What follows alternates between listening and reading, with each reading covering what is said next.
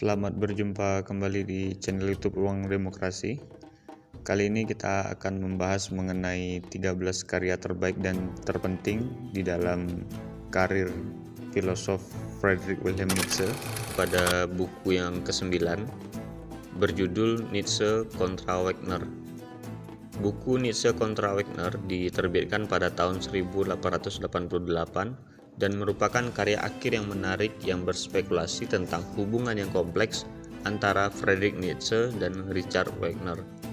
Dalam buku ini, Nietzsche mengungkapkan ketidakpuasan dan kekecewaan yang mendalam terhadap musik Wagner dan juga terhadap Wagner sendiri. Asal mula Nietzsche kontra Wagner dapat ditelusuri pada persahabatan dekat mereka sebelumnya. Pertama-tama, menurut Nietzsche, dia merasa seperti saudara bagi Wagner. Wagner ini adalah seorang seniman yang telah mendobrak semua belenggu estetika konvensional. Namun seiring berjalannya waktu, perbedaan ideologis antara mereka menjadi semakin jelas.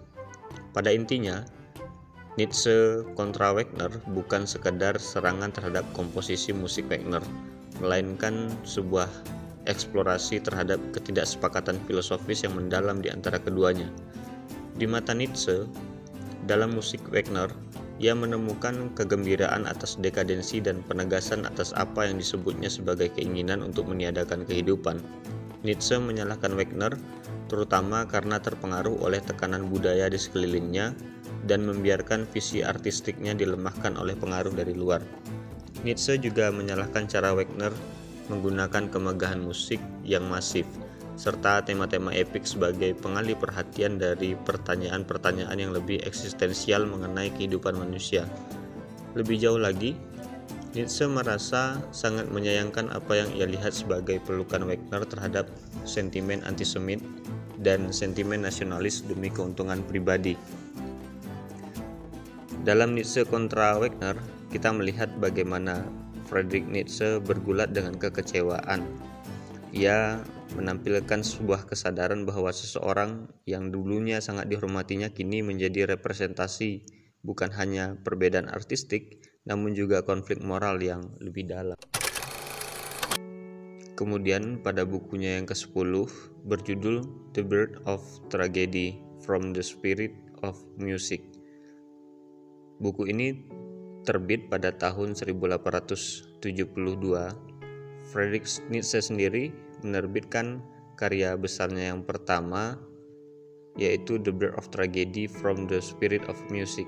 Buku ini mengulas cerita asal mula di balik drama tragedi Yunani dan betapa pentingnya hal tersebut dalam memperoleh pemahaman tentang keberadaan manusia. Nietzsche memulai karya ini dengan melihat pertentangan antara dua prinsip artistik, yaitu Apollonia dan Dionysus. Apollonian mempresentasikan keteraturan, harmoni, dan rasionalitas, sedangkan Dionysian mewujudkan gairah, ekstasi, dan irasionalitas. Bagi Nietzsche, tragedi Yunani kuno telah menggabungkan kedua elemen ini menjadi wawasan substansial ke dalam kompleksitas kehidupan.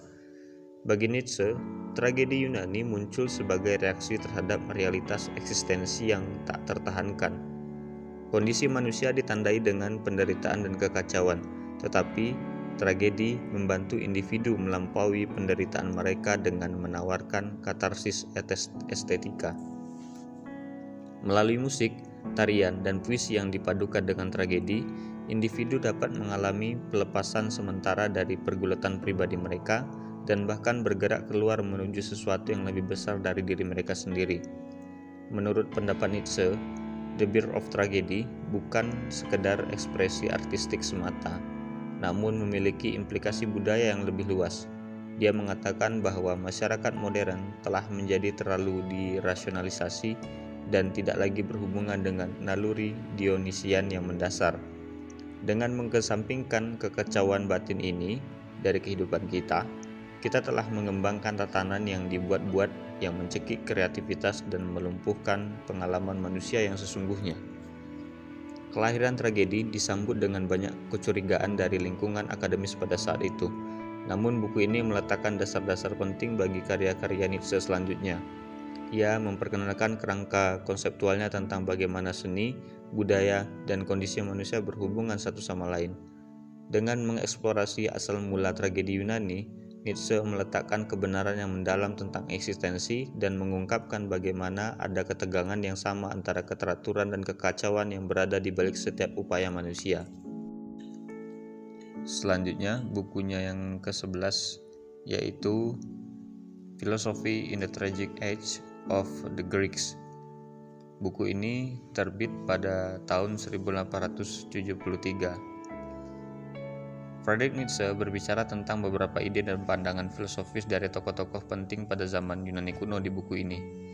Para filsuf Yunani kuno ini akan disajikan kepada generasi berikutnya sebagai individu tanpa celah yang pandangannya tentang kehidupan dan eksistensi relevan dan layak untuk dihormati dan dihargai.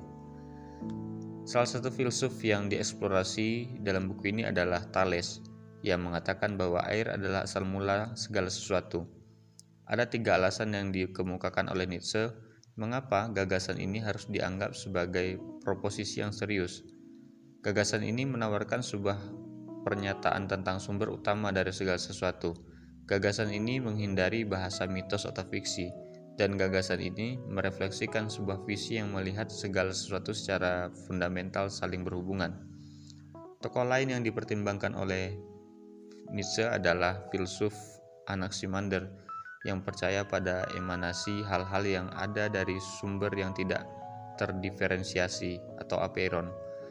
Pada akhirnya, apeiron ini kembali lagi kepadanya. Dengan demikian, ia berpendapat bahwa keberadaan individu pada dasarnya tidak adil atau tidak memiliki nilai dalam dirinya sendiri. Oleh karena itu, cara hidupnya tercermin dalam filosofinya yang ditandai dengan sikap yang bermartabat dan khidmat. Kemudian, filsuf Heraklitus yang menawarkan perspektif kontras. Heraklitus menekankan perubahan yang terus-menerus sebagai tatanan alamiah daripada melihat ketidakadilan atau kesalahan di dalamnya.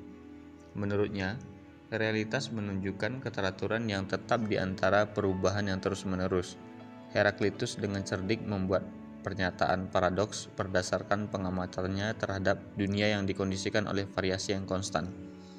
Selanjutnya, Parmenides menurut Nietzsche berangkat dari pandangan yang disampaikan oleh Heraklitus dengan doktrinnya yang menekankan logika murni di atas pengalaman indrawi. Ia menegaskan bahwa keberadaan adalah sesuatu yang tidak dapat diubah, sementara indera bersifat menipu.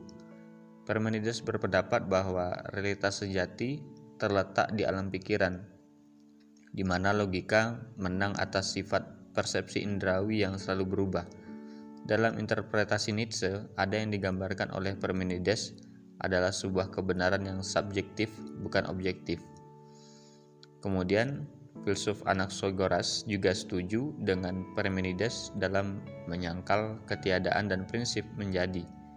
Dia percaya bahwa dari sekian banyak substansi utama yang berbeda, semua hal berasal dan bercampur. Anaxagoras berbicara tentang nous, pikiran atau kecerdasan sebagai penyebab pertama di balik semua perubahan yang terjadi di alam semesta. Alih-alih mengaitkan sifat etis atau moral dengan kekuatan kreatif ini, Nietzsche melihatnya sebagai proses mekanis dan sewenang-wenang yang didorong oleh kesenangan.